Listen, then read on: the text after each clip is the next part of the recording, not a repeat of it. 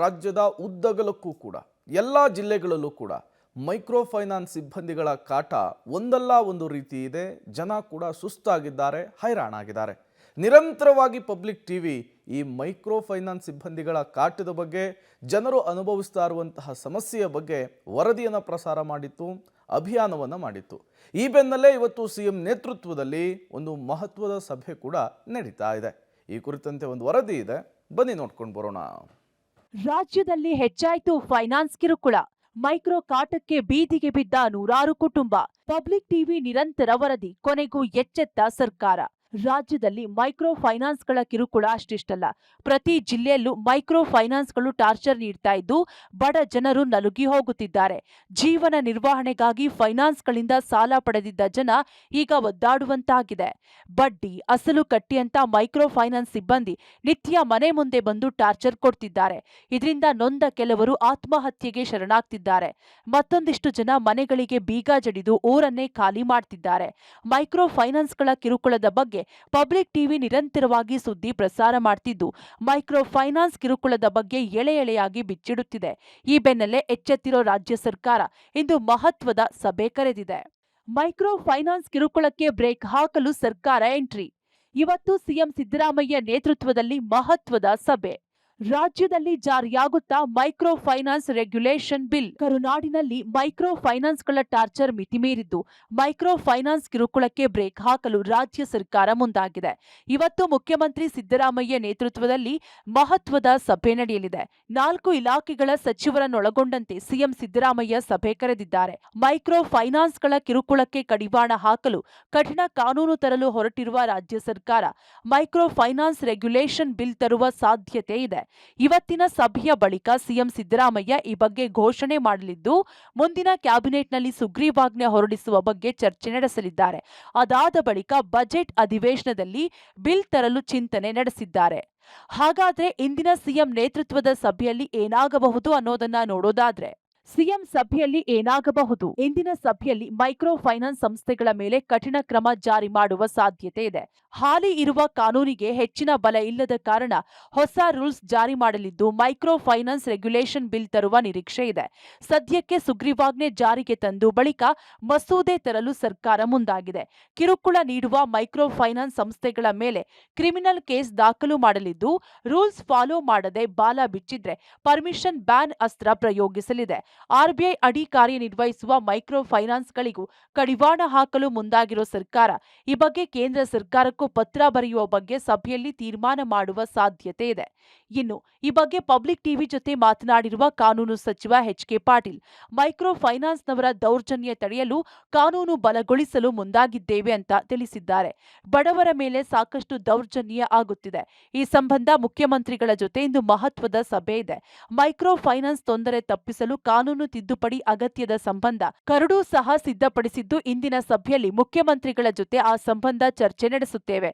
ಮುಂದಿನ ದಿನಗಳಲ್ಲಿ ಆ ಸಂಬಂಧ ಪ್ರತ್ಯೇಕ ಕಾನೂನು ರೂಪಿಸುತ್ತೇವೆ ಎಂದು ಹೇಳಿದ್ದಾರೆ. ಮೈಕ್ರೋ ಫೈನಾನ್ಸ್ ಬಗ್ಗೆ ರಾಜ್ಯ ಸರ್ಕಾರ ಅತ್ಯಂತ ಗಂಭೀರವಾಗಿ ತೆಗೆದುಕೊಂಡಿದೆ. ಸನ್ಮಾನ್ಯ ಮುಖ್ಯಮಂತ್ರಿಗಳು ಅದರ ಬಗ್ಗೆ ತುರ್ತಾಗಿ ಸಭೆ ಕರೆದಿದ್ದಾರೆ. ವಿಶೇಷವಾದಂಥ ಕಾನೂನನ್ನು ಮಾಡೋದಕ್ಕೆ ಹಾಗೂ ಈ ರೀತಿ ಶೋಷಣೆಯ ಪ್ರಕರಣಗಳನ್ನು ಮಟ್ಟ ಹಾಕೋದಕ್ಕೆ ಏನು ಮಾಡಬೇಕು ಅನ್ನೋದ್ರ ಬಗ್ಗೆ ಈಗ ನಾವು ನಿರ್ಣಯ ತೆಗೆದುಕೊಳ್ಬೇಕಾಗಿದೆ. ವಿಜಯಪುರದಲ್ಲೂ ಮೈಕ್ರೋ ಫೈನಾನ್ಸ್ ಕಿರುಕುಳ. ಧಮ್ಕಿಗೆ ಬೆದರಿ ಬೇರೆ ಮನೆಯಲ್ಲಿ ಅವಿತುಕೊಳ್ಳುವ ಪರಿಸ್ಥಿತಿ. ಮೈಕ್ರೋ ಫೈನಾನ್ಸ್ನ ಹಾವಳಿ ಇದೀಗ ವಿಜಯಪುರಕ್ಕೂ ಕಾಲಿಟ್ಟಿದೆ. ನಗರದ ಕೊಂಚಿ ಕೊರವರ ಓಣಿಯ ಯಲ್ಲವ್ವ ಹಾಗೂ ಸತ್ಯವ್ವ ಎನ್ನುವವರು ಫೈನಾನ್ಸ್ಗಳಲ್ಲಿ 2 ವರ್ಷಗಳ ಹಿಂದೆ 5 ಲಕ್ಷ ಸಾಲ ಪಡೆದಿದ್ದಾರೆ. ಆಗಿನಿಂದಲೂ ಸರಿಯಾಗಿ ಕಂತು ಕಟ್ಟುಕೊಂಡು ಬಂದಿದ್ದಾರೆ. ಆದರೆ ವ್ಯಾಪಾರ ಇಲ್ಲದೆ ಇರೋದ್ರಿಂದ ಕಳೆದ 2 ತಿಂಗಳಿಂದ ಕಟ್ಟಿರಲಿಲ್ಲ. ಇಷ್ಟಕ್ಕೆ ಮೈಕ್ರೋ ಫೈನಾನ್ಸ್ ಸಿಬ್ಬಂದಿ ಮನೆ ಬಳಿ ಬಂದು ಧಮಕಿ ಹಾಕ್ತಿದ್ದಾರಂತೆ. ಹಣ ಕಟ್ಟದಿದ್ರೆ ಯಾವುದೇ ಬ್ಯಾಂಕ್ನಲ್ಲಿ ಸಾಲ ಸಿಗದಂತೆ ಮಾಡ್ತೇವೆ, ನಿಮ್ಮ ಮಕ್ಕಳ ಸ್ಕಾಲರ್ಶಿಪ್ ಬರದಂತೆ ಮಾಡ್ತೇವೆ ಎಂದು ಬೆದರಿಸುತ್ತಿದ್ದಾರಂತೆ. ಹೀಗಾಗಿ ಬೇರೆಯವರ ಮನೆಯಲ್ಲಿ ಅವಿತುಕೊಳ್ಳುವ ಪರಿಸ್ಥಿತಿ ಎದುರಾಗಿದೆ ಅಂತ ಬಡ ಜನರು ಗೋಳಾಡುತ್ತಿದ್ದಾರೆ.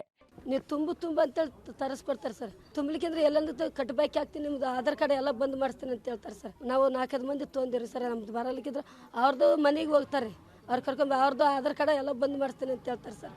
ಅವ್ರ ಹೆಣ್ಮಕ್ಳು ಬಂದು ನಮ್ಗೆ ತೋರಿಸ್ತಾರೆ ಕೊಡ್ಲಕತ್ತಾರೆ. ನಮ್ಮ ತುಂಬ ಅಂತೇಳಿ ಸರ್ ರಾತ್ರಿ ತನಕ ಹೋಗಲ್ರಿ ಸರ್ ಕೂತು ಬಿಡ್ತಾರೆ. ನಿಮ್ಮ ಮಮ್ಮಿಯರ್ಲಿಕ್ಕೆ ಎಲ್ಲಂತ ತಂದು ಆಜು ಬಾಜು ಇದ್ದವ್ರು ಕೇಳಿ ತಂದು ತುಂಬ ಅಂತ ಹೇಳ್ತಾರೆ ಹುಡುಗರಿಗೆ. ಇದೇ ಒಂದು 2 ತಿಂಗಳ ಐತ್ರಿ ಭಾಳ ಕಷ್ಟ ಆಗೈತ್ರಿ ಸರ್. ವ್ಯಾಪಾರ ಎಲ್ಲ ಏನು ಇಲ್ರಿ ಸರ್, ಇಲ್ರಿ ಸರ್ ವ್ಯಾಪಾರ ಇಲ್ಲ ಏನ್ರಿ, ನಮ್ಗೆ ಆರಾಮ ಇರ್ತಾರೆ, ನಿಮ್ಗೆ ಆರಾಮಲಿಕ್ಕೆ ನಾವು ಏನು ಮಾಡೋಣ ಕಟ್ ಅಂತ ಹೇಳ್ತಾರೆ ಸರ್. ಒಂದು 5 ಮಂದಿ ತೊಗೊಂಡೇರಿ, ನಮ್ದು ಲೋನ್ ಬಂದಿಲ್ರಿ, ಬೇರೆ ಹೆಸರು ಮ್ಯಾಗ ತೊಗೊಂಡೇರಿ. ಅದು ಕಟ್ಟು ಅಂತ ತಂದ್ರೆ ಭಾಳ ಮಾಡಕತ್ತಾರೆ. ಇಲ್ರಿ ನಿಂದ್ರ ಬಿಡ್ತಾರೆ, ಗಾಡಿ ತಂದು ತುಂಬೇಬೇಕಂತಾರೆ. ನಮ್ಮ ಹೆಸರು ಮ್ಯಾಗ ಲೋನ್ ತೊಗೊಂಡು ನೀವು ಕಟ್ರಲ್ರಿ ನಮ್ದೆಲ್ಲ ಡಾಕ್ಯುಮೆಂಟ್ಸ್ ಬಂದ್ ಆಗ್ತೈತೆ ಹೇಳಕತ್ತಾರೆ. ಒಂದು ಎಲ್ಲಿ ನಿಮ್ಗೆ ಲೋನ್ ಸಿಗಬಾರ್ದು, ನಿಮ್ಮ ಮಕ್ಕಳು ಸ್ಕಾಲರ್ಶಿಪ್ ಸಿಗಬಾರ್ದು, ಎಲ್ಲಿ ಹೊರಗೆ ನಿಮ್ಗೆ ಸಾಲ ಕೊಡಬಾರ್ದು, ಎಲ್ಲಿ ನಿಮ್ಗೆ ಲೋನ್ ಕೊಡಬಾರ್ದು ಅಂತ ಹಿಂಗೆ ಮಾತಾಡ್ತಾರೆ. ದಕ್ಷಿಣ ಕನ್ನಡ ಜಿಲ್ಲೆಯಲ್ಲೂ ಮೈಕ್ರೋ ಫೈನಾನ್ಸ್ ಕಿರುಕುಳ ಪ್ರಕರಣ ಬೆಳಕಿಗೆ ಬಂದಿದೆ. ಫೈನಾನ್ಸ್ನವರು ಮನೆಗೆ ಬಂದು ಹಣ ಕಟ್ಟುವಂತೆ ಕಿರುಕುಳ ಕೊಡುತ್ತಿದ್ದಾರೆ. 20,000ಕ್ಕೆ 50,000 ಕಟ್ಟುವಂತೆ ಪೀಡಿಸುತ್ತಿದ್ದಾರೆ ಅಂತ ಸಂತ್ರಸ್ತ ಮಹಿಳೆಯೊಬ್ಬರು ಅಳಲು ತೋಡಿಕೊಂಡಿದ್ದಾರೆ.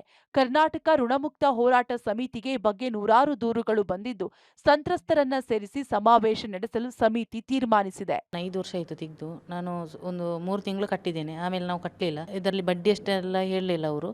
ನಾವು ಕಟ್ತಾ ಇದ್ದೇವೆ, ಮತ್ತೆ ಅದನ್ನು ಬಿಟ್ಟಿದ್ದೇವೆ ನಾವು. ಈಗ 20,000ಕ್ಕೆ 50,000 ಬಡ್ಡಿ ಎಲ್ಲ ಹೇಳ್ತಾರೆ ಅವರು. 20,000 ತೆಗೆದದ್ದು ನಾವು ವಾರದಲ್ಲಿ 1,200 ರೂಪಾಯಿಗೆ ಕಟ್ತಾ ಇದ್ದೀವಿ. ನಾವು 3 ತಿಂಗಳು ಕಟ್ಟಿದ್ದೇವೆ. ಅವರು ನೀವು ಈಗ ತೆಗೆದದಕ್ಕೆ 20,000 ತೆಗೆದಿದ್ದೀರಾ, ಈಗ ನಿಮಗೆ 50,000 ಬಡ್ಡಿ ಆಗಿದೆ ಅಂತ ಹೇಳ್ತಾ ಇದ್ದಾರೆ ಅವರು. ಮನೆಗೆ ಬಂದು ಟಾರ್ಚರ್ ಕೊಡ್ತಾರೆ ಅವರು. ಫೈನಾನ್ಸ್ ಇಂದ ಸಾಲ ತೆಗೆದಿದ್ದೀರಲ್ಲ ನೀವು ಕಟ್ಟಬೇಕು ಅಂತೇಳಿ. ಡಿಸೆಂಬರ್ 16ಕ್ಕೆ ಸುಳ್ಯ ತಾಲೂಕಿನ ಮಂಡೆಕೋಲ್ನಲ್ಲಿ ಒಬ್ಬ ಪುರುಷೋತ್ತಮ ಅನ್ನುವಂಥ ಆತ್ಮಹತ್ಯೆ ಮಾಡಿದ್ದಾನೆ. ಆತ ಹೇಳ್ತಾನೆ, ನಾನು ಸಾಲದ ಬಾಧೆಯಿಂದ ಆತ್ಮಹತ್ಯೆ ಮಾಡಿಕೊಂಡಿದ್ದೇನೆ ಅಂತ. ಅವನ ಮನೆಯವರು ಹೇಳ್ತಾರೆ ಮೈಕ್ರೋ ಫೈನಾನ್ಸ್ ಹಾವಳಿಯಿಂದ ಅಂತ. ಪೊಲೀಸ್ ದಾಖಲೆಯಲ್ಲಿ FIR ಆಗಿದೆ, ಆತ್ಮಹತ್ಯೆ ಅಂತ ಅಷ್ಟೇ ದಾಖಲಾಗಿದೆ.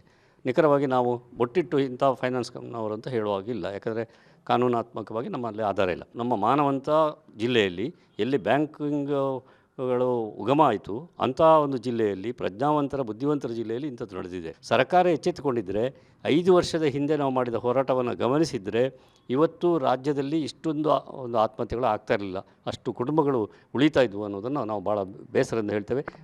ಮೈಕ್ರೋ ಫೈನಾನ್ಸ್ಗಳ ಕಿರುಕುಳದ ವಿರುದ್ಧ ನಿಮ್ಮ ಪಬ್ಲಿಕ್ ಟಿವಿ ನಿರಂತರ ಅಭಿಯಾನ ಮಾಡ್ತಿದೆ. ಈ ಬೆನ್ನಲ್ಲೇ ಎಚ್ಚೆತ್ತ ಸರ್ಕಾರ ಕಠಿಣ ಕಾನೂನು ಕ್ರಮದ ಸುಳಿವು ಕೊಟ್ಟಿದೆ. ಇಂದು ಸಿಎಂ ಸಿದ್ದರಾಮಯ್ಯ ನೇತೃತ್ವದಲ್ಲಿ ಸಭೆ ನಡೆಯಲಿದ್ದು, ಫೈನಾನ್ಸ್ ಕಂಪನಿಗಳಿಗೆ ಮೂಗುದಾರ ಹಾಕುವ ಸಾಧ್ಯತೆ ಇದೆ. Bureau report, public TV.